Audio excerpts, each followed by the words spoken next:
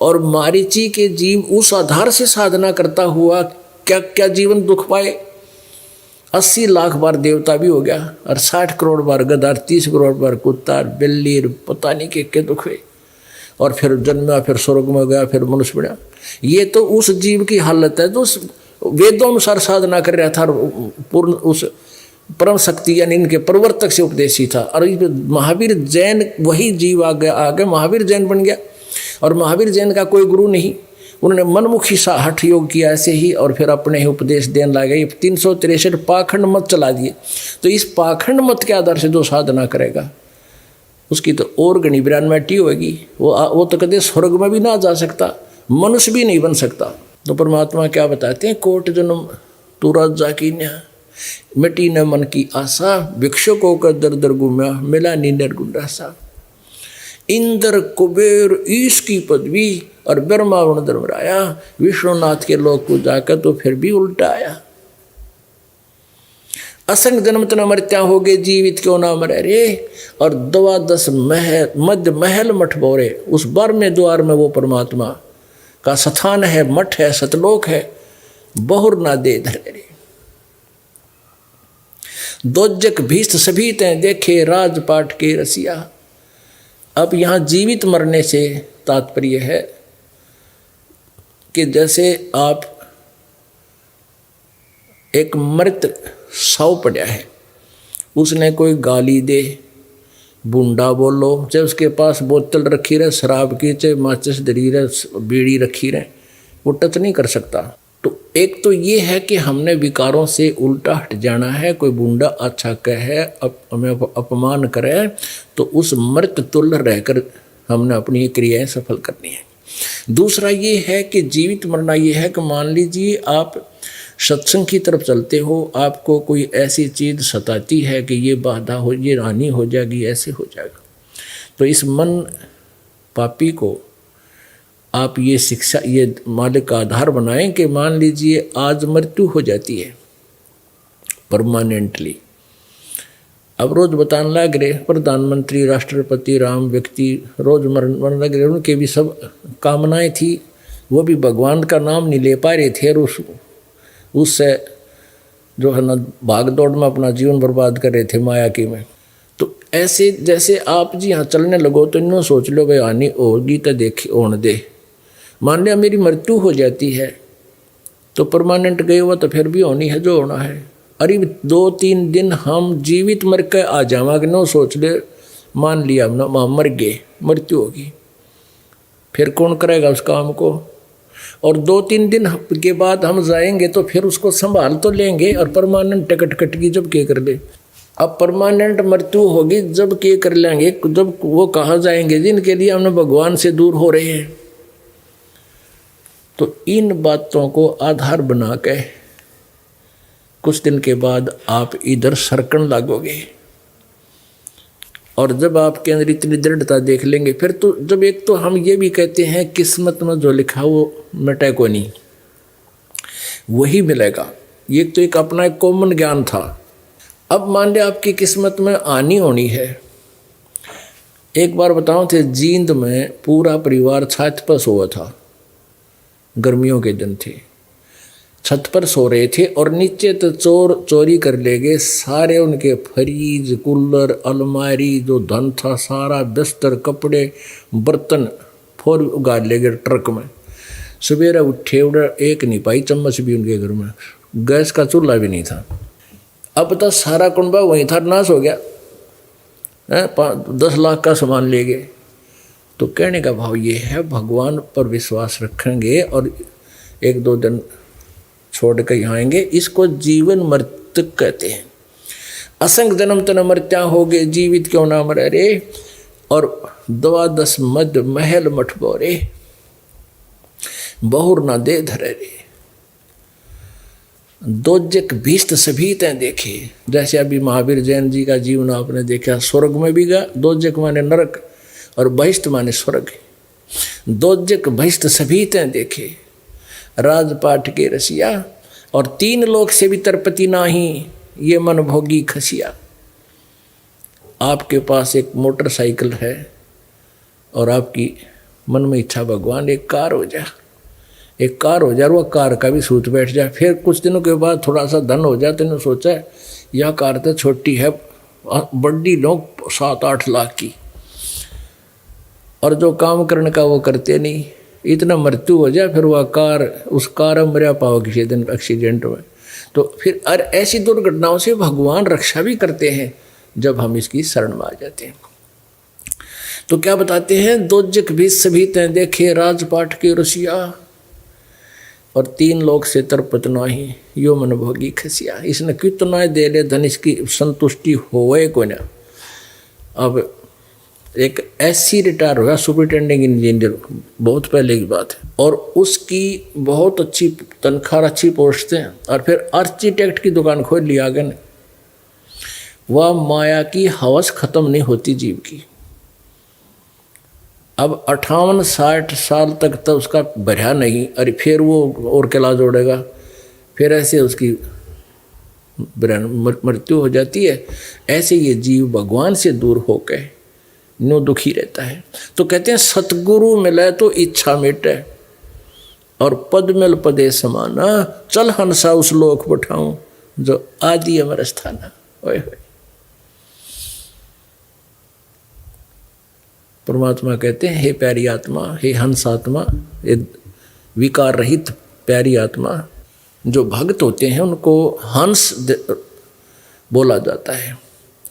हंस उनको कहते हैं जो, जैसे हंस पक्षी होता है, वो कहीं सरोवर पर होता है तो वो घोगे नहीं खाता, जीव नहीं खाता, मच्छी नहीं खाता, और बुगला वैसा ही होता है, वैसी ही बॉडी होती है उसकी, और बुगला जो है मांस मच्छियाँ खाता है। तो हंस रूपी जो जीव हैं, और हंस में एक और विशेषता होती है कि वो अगर उसके आगे 1 गिलास दूध में 1 गिलास पानी डाल कर रख दो, जल, तो वो पीवेगा, जब दूध को पी लेगा पानी को छोड़ देगा। एक ऐसा गुण दिया है मालिक ने उसको, वो जल छोड़ देगा 1 गिलास, और पानी दूध को ग्रहण कर लेगा। दूध को पानी से अलग करने का और कितना विकल्प नहीं है, और उसके अंदर ये गुण है।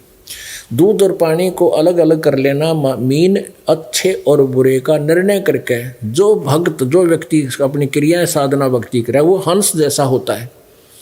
उसने बुराई छोड़ दी, अच्छे कर्म रूपी दूध को ग्रहण कर रहा है, सद्भक्ति कर रहा है। कहते हैं चल हंसा उस लोक पठाऊं जो आदि अमर स्थाना। ओहो, सबसे पहले का सदा सनातन अमर लोक, सनातन परम धाम। गीता जी अध्याय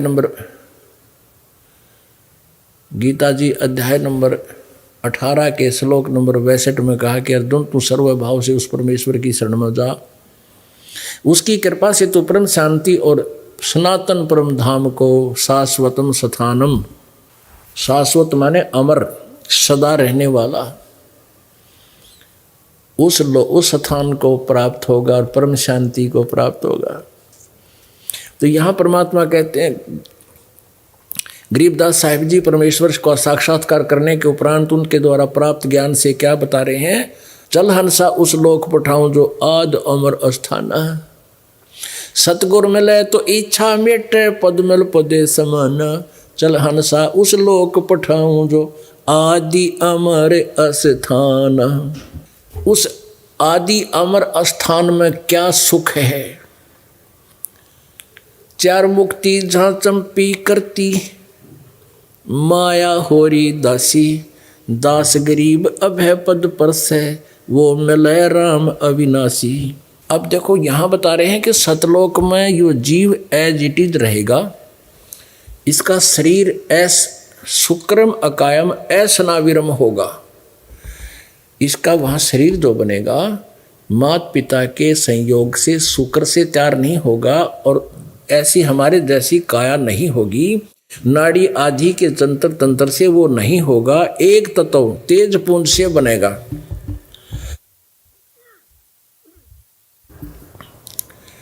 और वहाँ इसके शरीर का इतना तेज होगा, जीव का मनुष्य जैसा होगा, 16 सूर्य के प्रकाश जितना इसका नूर होगा, इतनी चमक होगी। और परमात्मा के शरीर में कितनी चमक है, उसका भी शरीर है, वो भी शुक्रम अकायम असनाविरम है। वो परमात्मा स्वयंभू है, परिभू है, सबसे पहले प्रकट होने वाला वो स्वयंभू है। स्वयं जिसका स्वयं ही वो बना है, अपने आप बनता है, उसका कोई माता पिता नहीं है, लेकिन है साकार। तो वो कहते हैं उसका शरीर कैसा है, एक रोमकूप करोड़ सूर्य मिला दे, करोड़ चंद्रमा, इनकी भी रोशनी फीकी रहे। इतना नूर है, इतना तेज है उस परम पिता के, परम अक्षर ब्रह्म के शरीर का, जो अविनाशी। गीता जी अध्याय नंबर 15 के श्लोक नंबर 16 और 17 में 3 प्रभु बताए, एक सरपुरुष, एक अक्षर पुरुष। सरपुरुष भी नाशवान, अक्षर पुरुष भी नाशवान। इनके अंतर्गत, इनके देश में, लोकों में जितने प्राणी हैं उनका वो भी नाशवान, लेकिन जीव आत्मा किसी की नहीं मरती। और उत्तम पुरुष है तू अन्य परमात्मा इति उदाहरते, वो पुरुषोत्तम तो कोई और है, उन दोनों से भिन्न है। सरपुरुष और अक्षर पुरुष, ब्रह्म और परब्रह्म से, जो तीनों लोकों में प्रवेश करके सबका धारण पोषण करता है, वास्तव में वो अविनाशी है और वो परम अक्षर ब्रह्म है। उसके पाने का तरीका ओम तत्सत, ये 3 मंत्र का जाप है। ओम सीधा ब्रह्म का, तत् और सत ये सांकेतिक है। तो यहाँ परमात्मा बता रहे हैं कि 4 मुक्ति जहाँ चंपी करती, माया होरी दासी, और दास गरीब अभय पद पर से, वो मिले राम अविनाशी। तो हम सतलोक में परमात्मा साकार है और उसको हमने मिलना है जाके। वहाँ इतना सुख है कि यहाँ की जो मुक्ति, चौथी मुक्ति, 4 मुक्तियाँ हैं, ये वहाँ सदा तुम्हारे चरणों में रहेंगी, सदा सुखी रहोगे, सदा अमर रहोगे। और यहाँ की मुक्तियाँ तो स्वर्गलोक महास्वर्ग में जाकर समाप्त हो जाती हैं और फिर जीव रूप में प्राणी फिर यहाँ भटकता रहता है।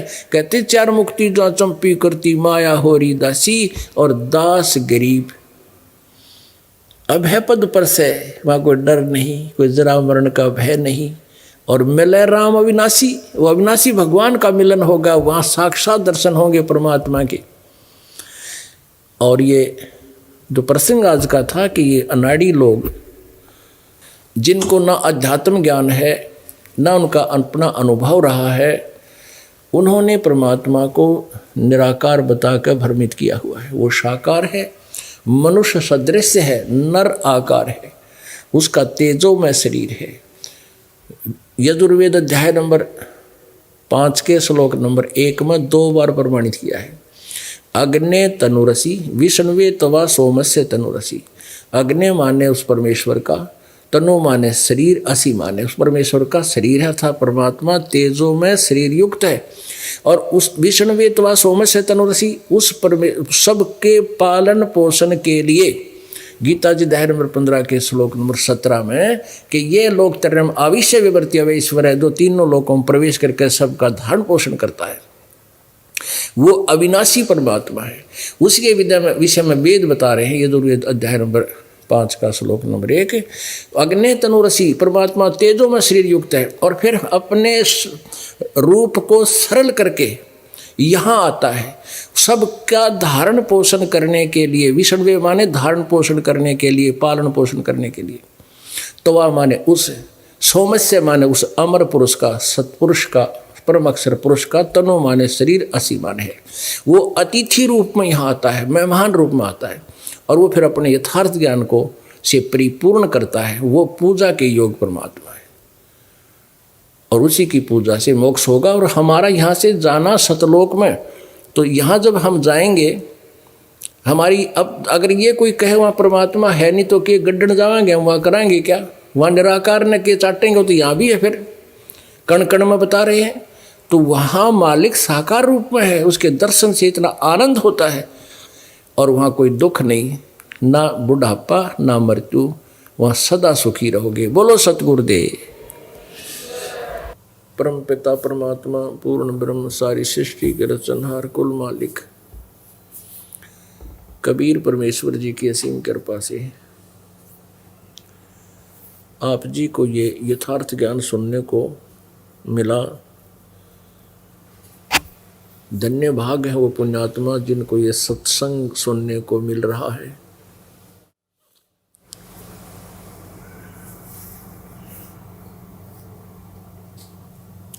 आप जी को सुबह के सत्संग में ये बताया गया था कि काल भगवान ने हम सभी को अपने स्वार्थवश अपना कार्य सिद्ध करने के लिए अर्थात 1,00,000 मानव शरीरधारी प्राणियों के सूक्ष्म शरीर को तपतशिला पर भून कर खाना, फिर उनको 84 लाख योनियों में भरमाना, ये इसका मूल उद्देश्य है। और इस काल भगवान ने यथार्थ ज्ञान जो परमात्मा का है, पूर्ण ब्रह्म कौन है, कैसा है, उसके पाने की जो विधि है, पूर्ण मोक्ष मार्ग है, उसको पूर्ण रूप से छुपा रखा है, प्रकाश में नहीं आने दिया। काल प्रेरणा से जितने भी ऋषि, महर्षि, संत, देवता, पैगंबर हुए हैं, उन्होंने केवल काल तक, ब्रह्म तक ही जानकारी दी है कि ये परमात्मा है और इसको इन्होंने निराकार बताया है। अब निराकार क्यों बताया गया है? क्योंकि इस काल भगवान ने, ब्रह्म ने, इस 21 ब्रह्मांड के स्वामी सर्वपुरुष ने ऐसे लोक वेद प्रारंभ करवा दिए और वेदों में ज्ञान ब्रह्म तक की जानकारी पाने की विधि, ब्रह्म साधना का ही जानकारी दे दी और जो मूल ज्ञान था वेदों का, सूक्ष्म वेद, वो छुपा दिया, जिसके आधार से ऋषियों ने, महर्षियों ने, साधकों ने, श्रद्धालुओं ने परमात्मा के दर्शन करने की चेष्टा की और चेष्टा करते करते उनको परमात्मा मिला नहीं। जिस विधि से परमात्मा का उनको साक्षात्कार नहीं हुआ, जिस विधि से वो साधना करते हैं, करते रहे, वो साधना, वो पूजा परमात्मा के पाने की, साक्षात्कार करने की नहीं थी।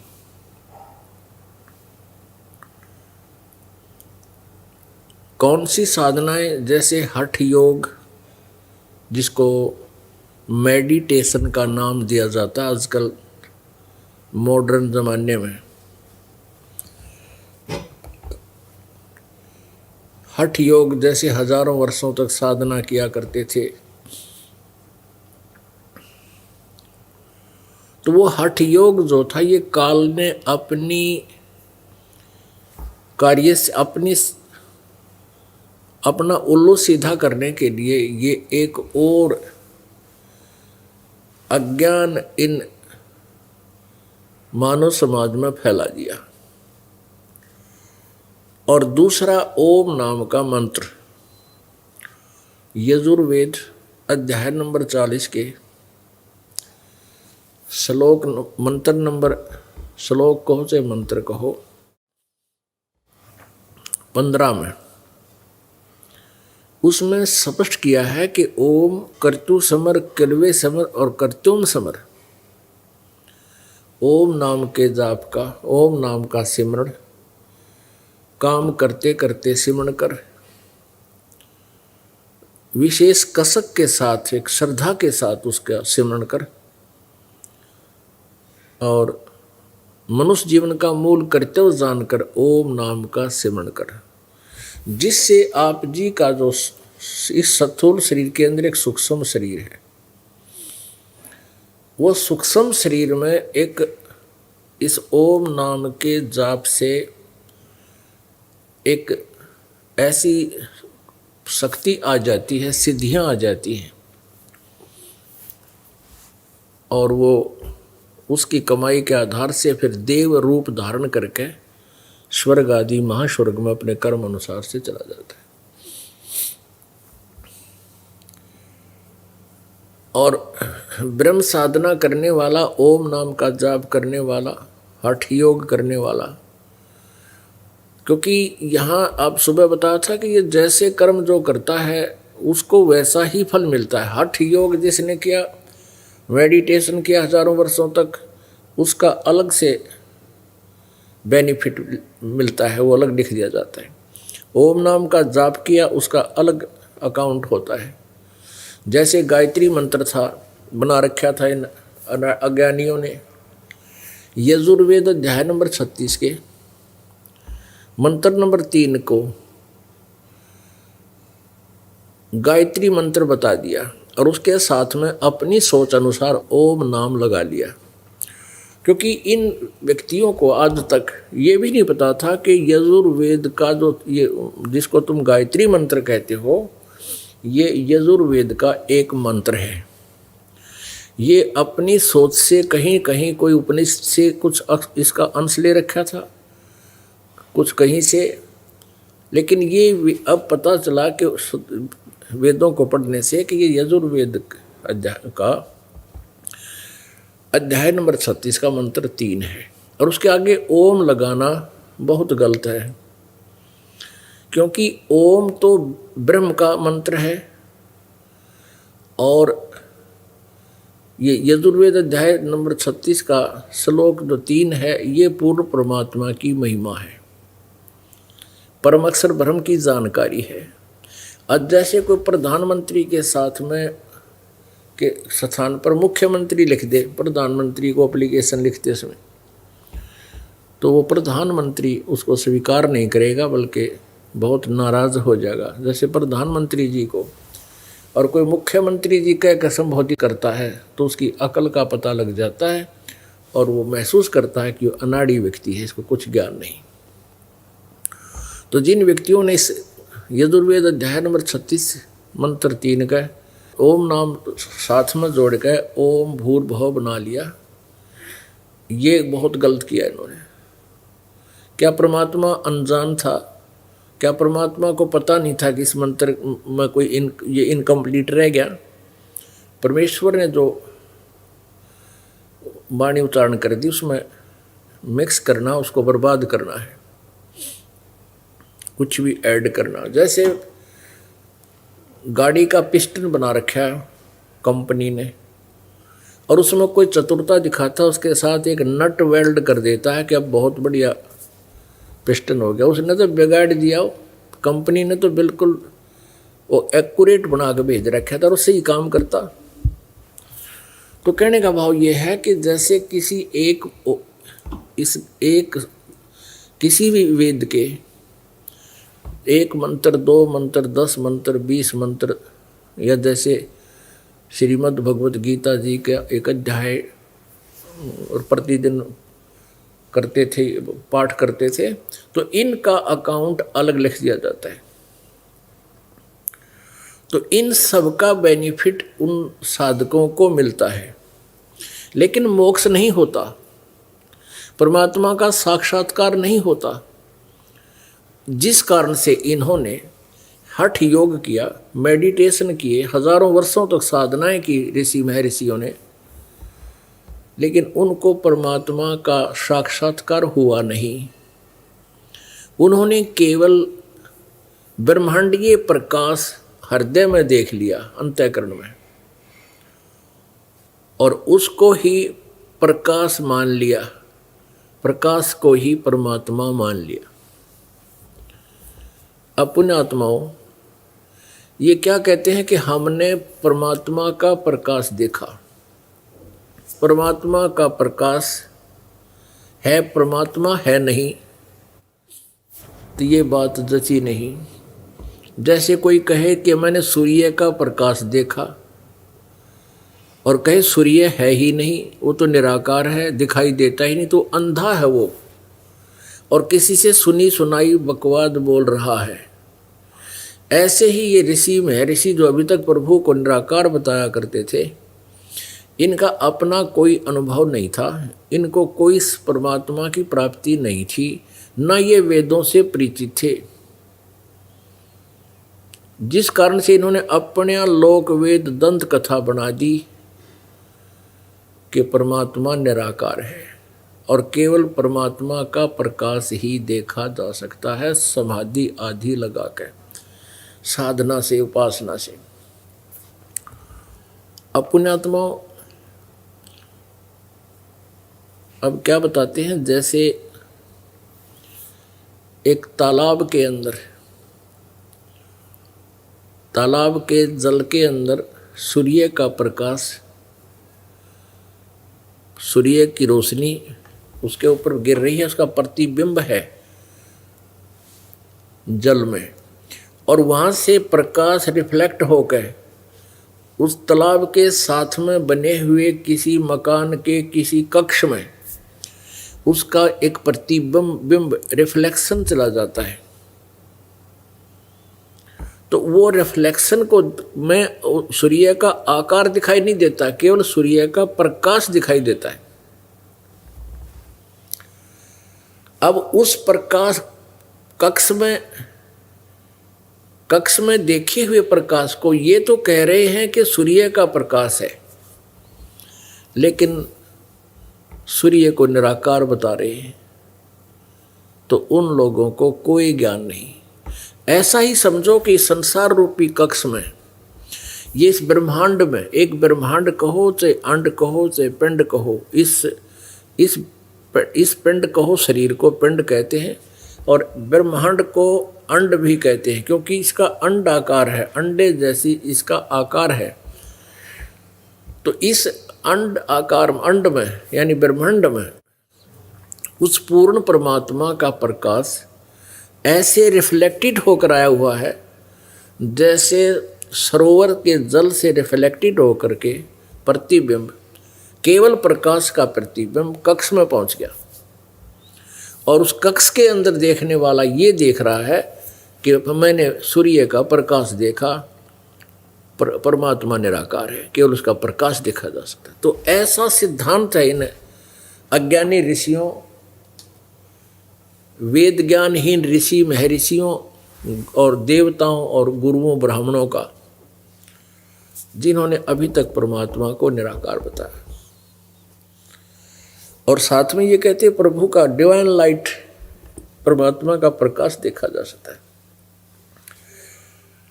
प्रकाश, परमात्मा प्रकाश पुंज है, यानी वो जो रिफ्लेक्टेड जो प्रकाश देखा उसको भगवान बता रहे हैं, वो निराकार बता रहे हैं। पुण्यात्माओं, इनका कोई भी सिद्धांत किसी भी सदग्रंथ से मेल नहीं खाता। परमात्मा कैसा है, कहाँ रहता है, वो कैसे उसकी प्राप्ति होती है, इसका हमारे सदग्रंथों में बहुत ही सुंदर विवरण दिया हुआ है। और जिस ब्रह्म को ये निराकार मानते हैं, उसने अपना विधान बना रखा है, उसने एक प्रतिज्ञा कर रखी है कि मैं कभी किसी को दर्शन नहीं दूंगा, ना वेदों में वर्णित विधि से, ना किसी जप से, ना तप से, ना क्रियाओं से।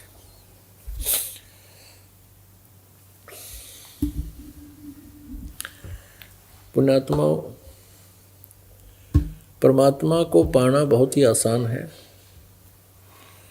लेकिन ये निश्चय होना कि जो साधना हम कर रहे हैं ये ठीक है, और जो ज्ञान हमें प्राप्त है ये बिल्कुल शास्त्र अनुकूल है, ये विश्वास होना बहुत कठिन है। और जब तक ये विश्वास नहीं होगा तो आपकी बुद्धि भिन्न भिन्न प्रकार के भ्रमित करने वाले ज्ञानों से हट नहीं सकती। इसके लिए दास का प्रयत्न है कि सभी सदग्रंथों को आपके सभ्य समाज, आज विद्वान समाज है, शिक्षित समाज है, बहन बेटी भाई बुजुर्ग नौजवान बच्चे सभी शिक्षित हैं, अक्षर ज्ञान उनको पूर्ण रूप से है। और हमारे सदग्रंथ हिंदी में लिपिबद्ध हो गए हैं, अब पहले तो संस्कृत में थे, अब अनुवादकर्ताओं ने जैसा भी अनुवाद किया है उस अनुवाद को हम पढ़ सकते हैं। और सबसे बड़ी हमारे लिए खुशी की बात है कि संस्कृत भाषा जो है इसकी लिपि भी देवनागरी है, और हिंदी जो हम पढ़ सकते हैं आसानी से वो भी देवनागरी लिपि में है। तो जहाँ पर इन्होंने गड़बड़ की है अनुवाद करण में ये विचलित हुए तो हम आसानी से उसको देख सकते हैं, उस संस्कृत को भी हम पढ़ सकते हैं और फिर उसका शब्दार्थ हम अपने उस तत्व ज्ञान के आधार से सुचारू और ठीक कर सकते हैं, उसको शुद्ध कर सकते हैं। ऐसा कर रहे हैं। तो पुण्यात्मा, सबसे पहले हमने ये सिद्ध करना है कि परमात्मा निराकार है या साकार। इसमें हमने अपने सद्ग्रंथों को ही मुख्य मानना होगा, क्योंकि परमात्मा का कोई भी ज्ञान हम आगे डंडोरा पीट रहे होते हैं, हम किसी सद्ग्रंथ का अवश्य सहयोग लेते हैं, उसका अवश्य नाम लेते हैं। जैसे पुराणों के आधार से, वेदों के आधार से सभी ये कहा करते परमात्मा निराकार है, और ये कहा करते थे कि ब्रह्मा विष्णु महेश अजर व अमर है, सर्वेश्वर है, महेश्वर है, मृत्युंजय है, कालज्ञ है, इनसे ऊपर कोई शक्ति नहीं, इनका कोई माता पिता नहीं। अब ये हम आज तक यही सुनते आ रहे हैं, और किसी भी धर्म के श्रद्धालु से विचार विमर्श कीजिए, वो यही कहेगा कि परमात्मा निराकार है। मुसलमान उसे बेचून कहते हैं और ईसाई उस परमात्मा को निराकार यानी फॉर्मलेस गॉड बोलते हैं। फॉर्मलेस मीन जिसका कोई आकार ना हो। जबकि पवित्र बाइबल परमात्मा को नर आकार बताता है, मनुष्य जैसा ही लिखा है, और पवित्र कुरान शरीफ में भी परमात्मा साकार बताया है। तो ये निराकार का जो अभी तक हम ये सुनते आ रहे थे कि परमात्मा निराकार है, ये ज्ञान हमने कहाँ से ग्रहण किया? लोक वेद था, यो लोक वेद था, दंत कथा थी, ये शास्त्र प्रमाणित ज्ञान नहीं था। अब हमने उन सद्ग्रंथों को पुनः आधार बनाना है। तब हमारी बुद्धि भिन्न भिन्न प्रकार के भ्रमित करने वाले ज्ञानों से हटकर एक तत्व ज्ञान पर, परमात्म ज्ञान के ऊपर स्थिर होगी। तब तो हम साधक बनेंगे। गीता जी अध्याय नंबर 2 के श्लोक नंबर 53 में कहा कि अर्जुन, जिस समय तेरी बुद्धि भिन्न भिन्न प्रकार के भ्रमित करने वाले ज्ञानों से हटकर एक परमात्म तत्व पर स्थिर हो जाएगी, तब तो तू योगी होगा, योग को प्राप्त होगा।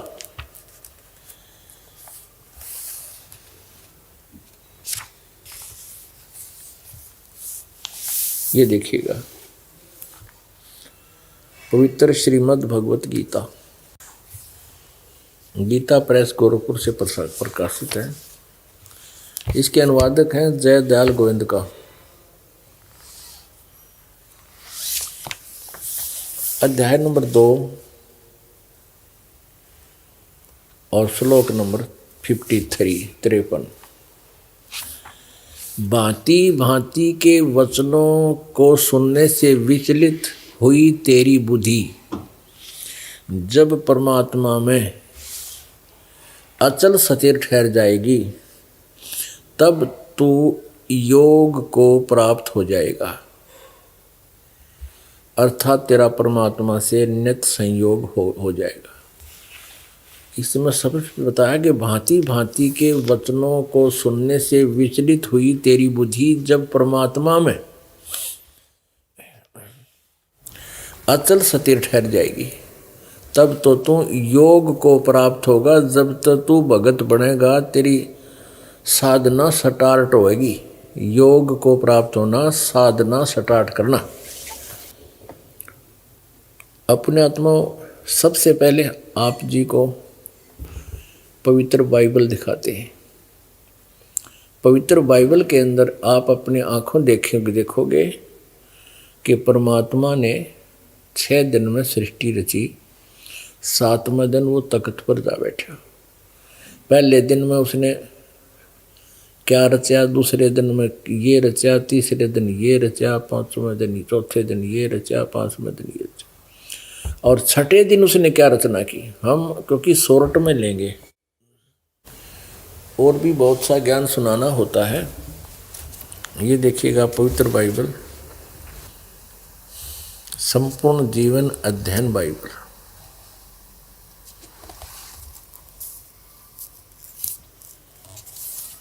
ये कहाँ से छपा है ये दिखाते हैं।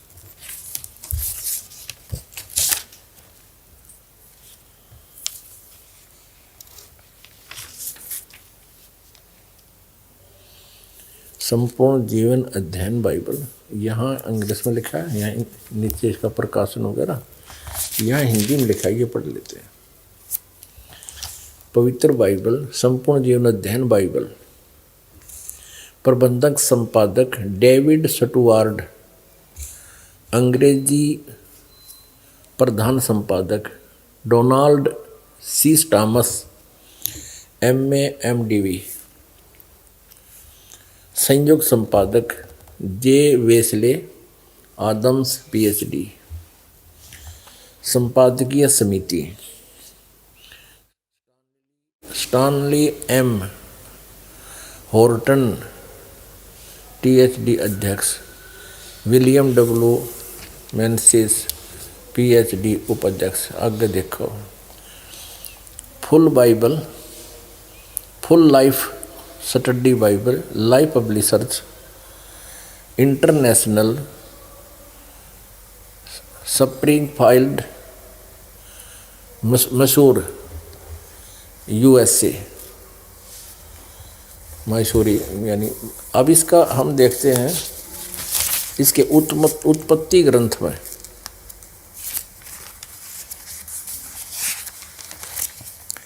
वेरी स्टार्ट में, जहाँ से इस ग्रंथ का प्रारंभ होता है वही दिखाते हैं आपको। ये देखिएगा, जेनेसिस यानी उत्पत्ति, इसका अंग्रेजी से हिंदी में अनुवादित है।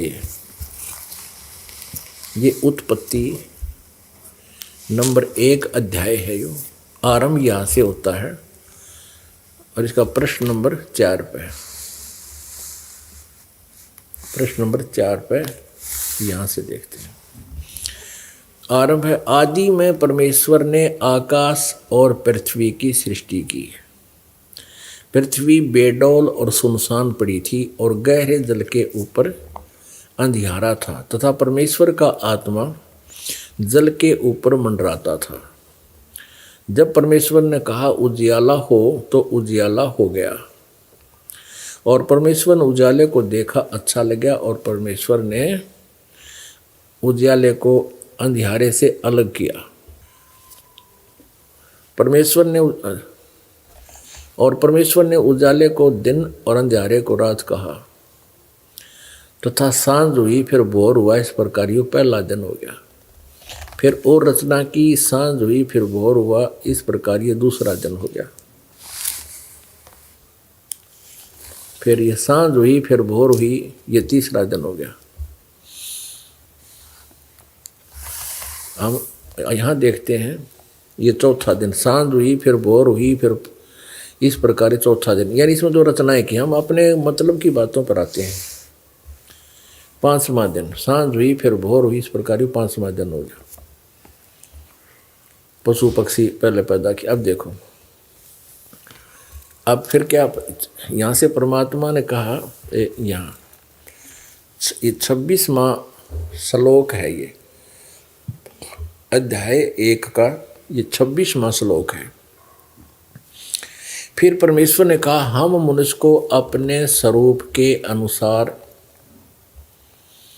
अपनी समानता में बनाए, और वे समुद्र की मछलियों और आकाश के पक्षियों और घरेलू पशुओं और सारी पृथ्वी पर और सब रेंगने वाले जंतुओं पर जो पृथ्वी पर रेंगते हैं अधिकार रखें। इनको खाने का नहीं कहा, केवल उनका कंट्रोलर हो, बुद्धि ज़्यादा हो उसमें। तब परमेश्वर ने मनुष्य को अपने स्वरूप के अनुसार उत्पन्न किया। अपने ही स्वरूप के अनुसार परमेश्वर ने उसको उत्पन्न किया। नर और नारी करके उसने मनुष्यों की सृष्टि की। इस 26 और 27 नंबर उसमें श्लोक में ये अनुवाद है उन श्लोकों का, वाक्यों का। तो इसमें स्पष्ट कर दिया कि हम मनुष्य को अपने स्वरूप के अनुसार अपनी समानता में बनाए, परमेश्वर ने कहा।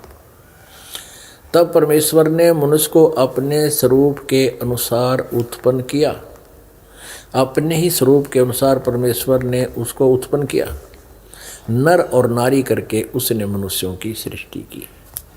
अब पुण्यात्माओं, ये है वो प्रमाणित सद्ग्रंथ जिनको पूरा ईसाई धर्म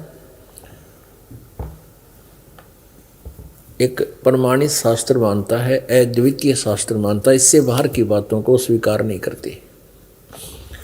और ये कह रहा है कि परमात्मा साकार है और नर आकार है, मनुष्य जैसा है, क्योंकि उसने कहा मैं मनुष्यों को अपने ही स्वरूप के अनुसार उत्पन्न करूंगा। और परमेश्वर ने मनुष्यों को अपने स्वरूप जैसा बना दिया। तो भगवान कैसा रह गया, फॉर्मलेस कैसे हो गया?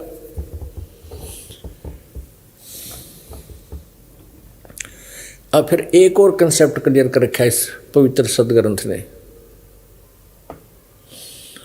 कि परमात्मा ने किसी भी प्राणी को, किसी अन्य प्राणी को खाने का आदेश नहीं दे रखा। मांस खाना अलाउड नहीं, इवन पशु पक्षियों को भी नहीं। मनुष्य का तो बात ही क्या है। अब देखना, यही इस पवित्र बाइबल का उत्पत्ति ग्रंथ हम पढ़ रहे हैं। 26-27 हमने पढ़ लिया। प्रश्न नंबर, अब हम 5 पे आ गए हैं। 4 पढ़ते पढ़ते ये 5 पर पढ़ रहे हैं और ये 6वां दिन हम पढ़ रहे हैं। 5वां यहाँ समाप्त हो गया था। 6वें में भगवान, हम 26-27 पढ़ लिया उसको। तब परमेश्वर ने मनुष्य को अपने स्वरूप के अनुसार उत्पन्न किया। अपने स्वरूप के अनुसार परमेश्वर ने उसको उत्पन्न किया। नर और नारी करके उसने मनुष्यों की सृष्टि की। हाँ, फिर परमेश्वर ने उनसे कहा, सुनो, जितने बीज वाले छोटे छोटे पेड़ सारी पृथ्वी के ऊपर हैं और जितने वृक्षों में बीज वाले फल होते हैं वे सब मैंने तुमको दिए हैं, वे तुम्हारे भोजन के लिए।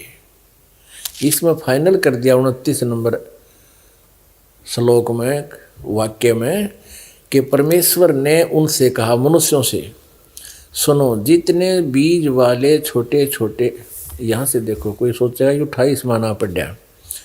और परमेश्वर ने उनको आशीष दी और कहा, और उनसे कहा कि फूलो फलो, मनुष्यों को पृथ्वी में भर जाओ और उसको अपने वश में कर लो, और समुद्र की मछलियों और आकाश के पक्षियों और पृथ्वी पर रेंगने वाले सब जंतुओं पर अधिकार रखो। यानी उनका, तुम उनसे बुद्धिमान बने रहो, उनका कंट्रोल रखो। जैसे हाथी, शेर, रीछ, भालू सर्कस में बांध कर उनको नचाने लगे मनुष्य, खाने को नहीं कहा।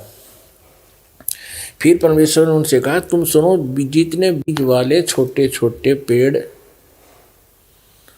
सारी पृथ्वी के ऊपर हैं और जितने वृक्षों में बीज वाले फल होते हैं वे सब मैंने तुमको दिए हैं, वे तुम्हारे भोजन के लिए। ठीक है, अब आगे देखो 30 में,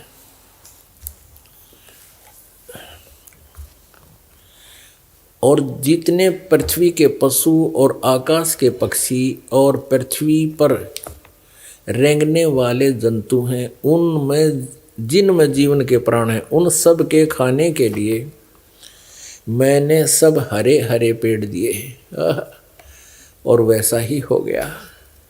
तब परमेश्वर ने जो कुछ बनाया था सबको देखा तो क्या देखा कि वह बहुत ही अच्छा है। तो था सांझ हुई फिर भोर हुई, इस प्रकार यो 6वां दिन हो गया। यूं आकाश और पृथ्वी और उनकी सारी सेना का बनाना समाप्त हो गया और परमेश्वर ने अपना काम जिसे वह करता था 7वें दिन समाप्त किया और उसने अपने किए हुए सारे काम से 7वें दिन विश्राम किया और परमेश्वर ने 7वें दिन को आशीष दी और वो पवित्र ठहरा। 7वें दिन परमात्मा ने विश्राम किया। अच्छा, अब इस यहाँ तक विचार करने की बात है। एक बहुत ही अच्छा विचारणीय विषय है कि परमात्मा जो पूर्ण ब्रह्म था, पूर्ण परमात्मा ने सृष्टि रची और 6 दिन में सारी रचना रच कर 7वें दिन वो परमात्मा तो चला गया इस काल को ये पृथ्वी आधी देकर।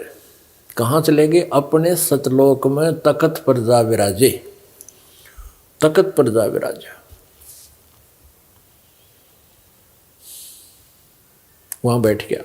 अब इससे आगे जो भी पवित्र बाइबल में यदि कहीं पर कोई मांस खाने का आदेश है तो पूर्ण परमात्मा का नहीं है, वो किसी अन्य देवता का, फरिश्ते का, पितर का या भूत का आदेश है। तो वो आदेश मान कर यदि किसी ने गलती कर दी तो परमात्मा का विधान खंडित हो गया।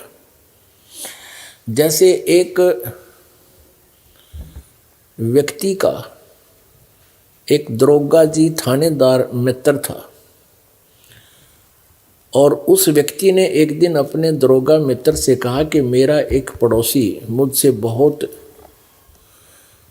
लड़ाई झगड़ा रखता है, मुझे बहुत परेशान रखता है, उसका कुछ प्रबंध करो। एसएचओ ने कहा कि जा उसका मार लठ और मैं आप देख लूँगा।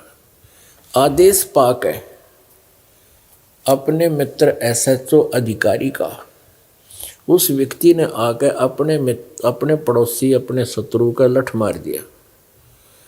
लठ लगने से, उसकी लाठी लगने से उसकी मृत्यु होगी।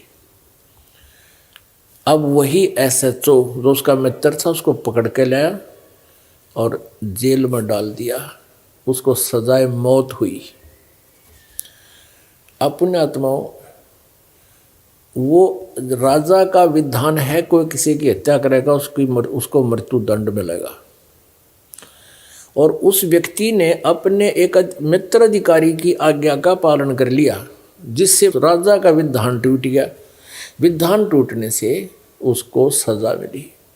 इसी प्रकार इस पवित्र बाइबल में आगे यदि कहीं लिखा है मांस खाओ, इसमें ऐसा भी लिखा है ऐसे खुरों वालों का मांस खाओ, ऐसे वालों का नहीं खाओ, ऐसा लिखा है इसके अंदर। लेकिन वो परमात्मा का विधान नहीं, वो किसी फरिश्ते का यानी किसी देवता का आदेश है, अन्य देवता का, वो मान्य नहीं है। उसके मानने से हम अपराधी हो जाएंगे, परमात्मा सजा देगा। अब प्रसंग चल रहा है कि परमात्मा निराकार है या साकार है। परमात्मा साकार है और आगे दिखाते हैं कि ये पवित्र बाइबल में 3 भगवान और ब्रह्मा विष्णु महेश का, तीनों का इसमें भी प्रमाण है। लेकिन वो अज्ञान ना होने से उनको समझ नहीं पा रहे कि वो 3 देवता यानी 3 भगवान कौन है। अब देखिएगा, थोड़ा मौखिक बताता है दास। इसमें क्या लिखा आगे कि फिर प्रभु ने नर नारी करके सृष्टि की, आदम और हव्वा, एक आदम व्यक्ति बनाया, उसकी एक पत्नी बनाई हव्वा, और उनको एक वाटिका में छोड़ दिया प्रभु ने। अब इनकी दोनों की उत्पत्ति जब हो ली तो परमात्मा चला गया, फिर काल ने बागडोर संभाल ली इस ब्रह्म ने, और इसने अपने पुत्रों को संभलवा दी, ब्रह्मा विष्णु महेश तीनों को। अब इसमें क्या लिखा है कि भगवान ने आदम और हव्वा को एक बगीची में छोड़ दिया और उनको स्पेशल, उनको भले बुरे का ज्ञान नहीं था। उनको ये बता दिया कि इस वाटिका के जो बीच में पेड़ हैं इनके फल नहीं खाना, इनके फल खा लोगे तो तुम मर जाओगे। भगवान चला गया, वह वाटिका में घूम रहे थे, कहते सर्प आया और सर्प ने कहा कि तुम इस वाटिका के बीच वाले फलों को, वृक्षों के फलों को क्यों नहीं खा रहे हो? तो आदम और हव्वा ने बताया कि हमारे को परमात्मा ने मना किया हुआ है और हम यदि इस बीच वाले पेड़ के फल खा लेंगे हम मर जाएंगे। सर्प ने कहा कि भगवान झूठ बोलता है, तुम्हें भ्रमित किए हुए है, वो नहीं चाहता कि इसके खाने से तुम्हें भले बुरे का ज्ञान हो जाएगा और भले बुरे का ज्ञान होने से तुम इस भगवान की तरह ही सब कार्य करने लग जाओगे, तुम नहीं मरोगे, ये फल खा के देखो। उस सर्प के कहने से उन्होंने वो फल खा लिया, फिर उनको महसूस हुआ, उनका नशा उतर गया, महसूस हुआ कि तुम तो नग्न हो, निवस्त्र हो। तो उन्होंने पत्ते, अंजीर के पत्ते तोड़ के अपने गुप्तांगों पर बांध लिए। फिर भगवान आया श्याम ने वाटिका में टहलने के लिए, सैर सपट्टे को। तब उसने आवाज़ लगाई कि आदम हव्वा तुम कहाँ हो? तो उन्होंने कहा कि हम यहाँ छुपे हुए हैं, आपसे हम शर्मा गए हैं, डर गए हैं क्योंकि हम नंगे हैं। अब भगवान बोला कि तुमको किसने बता दिया तुम नंगे हो? क्या तुमने वो बीच वाले पेड़ का फल खा लिया? तो उन्होंने कहा हाँ, हमने बीच वाले पेड़ का फल खा लिया। किसने बताया? कि सर्प ने बताया, मेरी पत्नी को बहका दिया, इस पत्नी के कहने से मैंने भी खा लिया, आदम बोलता है। फिर उनको वहाँ से स्वर्ग वाली वाटिका से निकालकर श्राप दे दिया कि तुम जाओ, नीचे पृथ्वी पर पटक दिए और मेहनत करके खाओगे। और अब देखो, यही पवित्र बाइबल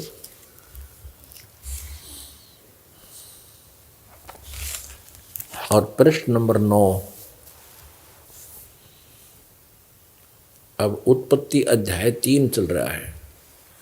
मनुष्य का पतन। योहा परमेश्वर ने जितने बनेले पशु बनाए थे उन सब में सर्प दुष्ट था। उसने स्त्री से कहा, क्या सच है कि परमेश्वर ने कहा है तुम इस वाटिका के किसी वृक्ष का फल न खाना? स्त्री ने कहा सर्प से कहा, इस वाटिका के वृक्षों के फल हम खा सकते हैं, पर जो वृक्ष वाटिका के बीच में है उसके फल के विषय में परमेश्वर ने कहा है, न तो तुम उसको खाना और न उसको छूना, नहीं तो मर जाओगे। तब सर्प ने स्त्री से कहा, तुम निश्चय न मरोगे, वरन परमेश्वर आप जानता है कि जिस दिन तुम उसका फल खाओगे उसी दिन तुम्हारी आंखें खुल जाएंगी और तुम भले बुरे का ज्ञान पाकर परमेश्वर के तुल्य हो जाओगे। अतः जब स्त्री ने देखा कि उस वृक्ष का फल खाने के लिए अच्छा और देखने मन भाऊ और बुद्धि देने के लिए चाहने योग्य भी है, तब उसने उसको तोड़कर खाया और अपने पति को भी दिया और उसने भी खाया। तब उन दोनों की आंखें खुल गई और उनको मालूम हुआ कि वे नंगे हैं, इसलिए उन्होंने अंजीर के पत्ते जोड़ तोड़कर लंगोट बना लिए।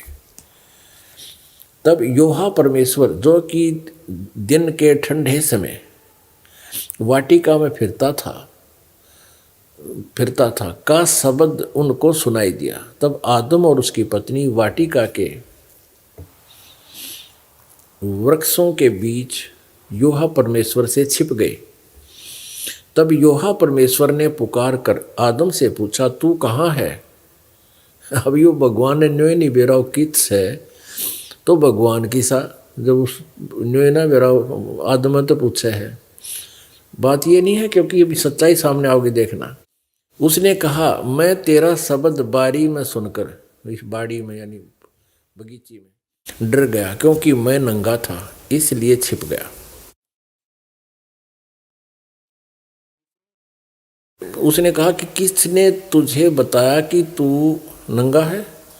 जिस वृक्ष का फल खाने को मैंने तुझे मना किया था, क्या तूने उसका फल खाया है?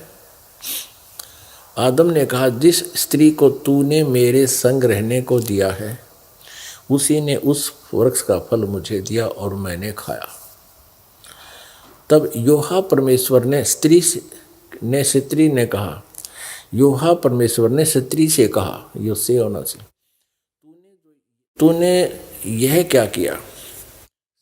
स्त्री ने कहा कि सर्प ने मुझे बहका दिया, तब मैंने खाया।